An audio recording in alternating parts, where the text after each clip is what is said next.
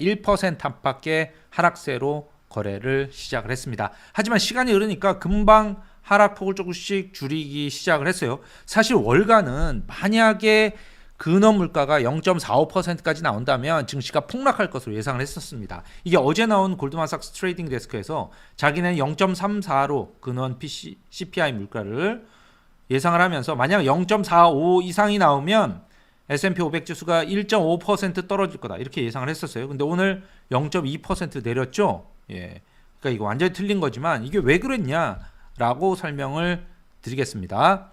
JP모건은 거의 1.5에서 2% 떨어질 거다 이렇게 봤었죠. 몇 가지 이유가 있었습니다. 우선 1월 CPI 데이터는 결함으로 인해서 중시할 필요가 없다 이런 얘기가 있었어요. 그게 이제 잔여 계절성이란 건데요. 잔여 계절성은 원래는 이제 계절 조정을 거칩니다. 뭐 우리가 이제 정기적으로 캘린더 효과라는 게 있잖아요. 뭐 연말에는 뭐 소비가 늘어나고 뭐 연초에는 뭐 임금이 오르고 이런 것들이 매년 그때마다 1월마다 팍팍 뛰고 뭐 12월마다 팍팍 뛰고 이러면 안 되니까 계절 조정이란 걸 걸쳐요.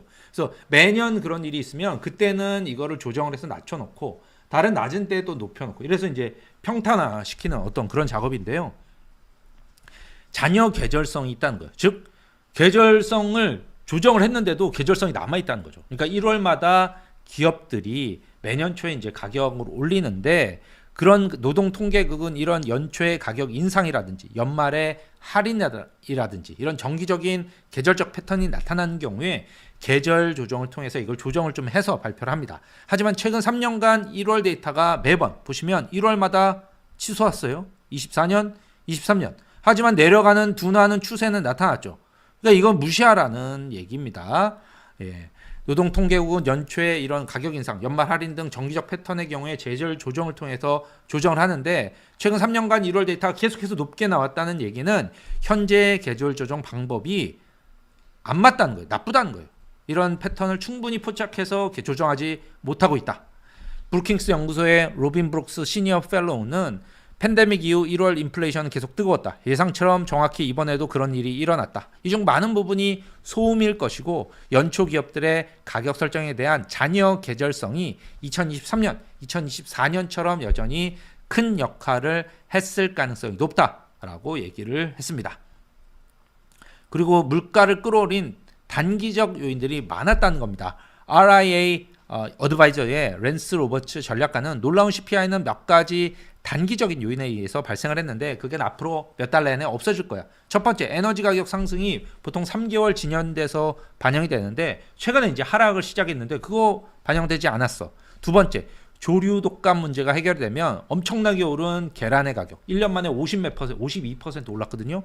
이 계란 가격은 둔화할 거야. 세 번째는 인플레이션 어차피 변동성이 큰 숫자고 월별 변화 자체는 장기 추세를 봐야지 월별 변화를 볼 필요는 없어 라고 얘기를 했습니다. 이게 펀드 스트레스의 얘기인데요. 펀드 스트레스는 이 보면 2019년 이후에 인플레이션 상승을 따져봤더니 주거비가 46% 전체 물가 오른 거예요. 그 다음에 자동차 보험이 4%, 중고차와 신차가 7%, 이들 세 개를 합치면 전체 CPI의 60%를 차지했는데 이거 빼버리고 나면 1.9%. 나머지 요인들은 다 1.9%야. 그래서 이거는 인플레이션이 그냥 잠잠한 거야. 괜찮은 거야. 라고 설명을 했습니다. 잠잠하다. 이런 얘기죠. 근데 이거 다 빼면 일부에서는 이런 얘기를 들고 그러면 홈리스에다가 보험도 안 들고 이러면 인플레 없겠네. 라는 약간 비꼬는 말도 좀 나왔지만 어쨌든 뭐 빼고 보자면 이렇게 된다는 겁니다. 세 번째는 일부에서는 이런 높은 물가가 나와서 금리가 올라가면 트럼프 대통령이 관세 위협을 할 수가 없다. 이런 기대도 있었습니다. 워싱턴 포스트의 헤더 롱 기자는 1월 인플레이션이 뜨거웠던 이유에 대해서 계란 가격, 자동차 보험료, 휘발유 가격을 탓할 수가 있다. 그러나 일반 미국인들은 정말 인플레이션을 느끼고 있다. 이는 트럼프 행정부가 막대한 관세를 준비하는 가운데 나온 경고다. 미국인은 여전히 가격 인상에 대해서 매우 민감하다. 트럼프가 2018년 무역전쟁을 시작했을 때는 인플레이션은 2%였는데 지금은 출발점부터 3%다. 라고 밝혔습니다. 글로벌엑스의 스캇 헬프스타인 전략가는 백악관이 추가 관세 부과를 검토하면서 이미 소비자 인플레이션 기대가 높아지고 있는데 그런 가운데 나온 이런 다루기 힘든 인플레이션 보고서가 나왔다라고 그들이 다루기 힘든 그런 게 나왔다라고 있다라고 지적을 했습니다. ABC 뉴스도 뭐 이제 이거는 트럼프 관세의 걸림돌이 될 거야라고 보도를 하고요. 특히 그 미치 매코넬이 누구죠? 예, 상원의 공화당의 리더 중에 한 명이죠. 예, 이분이 켄터키 이제 출신 상원의원이잖아요. 이 사람이 높은 물가, 이 트럼프의 관세로 인한 높은 물가를 우리 켄터키 사람들은 받아들일 수가 없어 라고 얘기한 이런 칼럼을 실었습니다. 지역지죠. 그러니까 당내에도 이런 거에 대해서 반대하는 목소리가 굉장히 많다라는 겁니다. 지금 트럼프 서술이 10%인데 미치 머커넬이 아무리 지금 약간 치매 비슷해도 이런 얘기를 할 수 있는 거죠, 지금.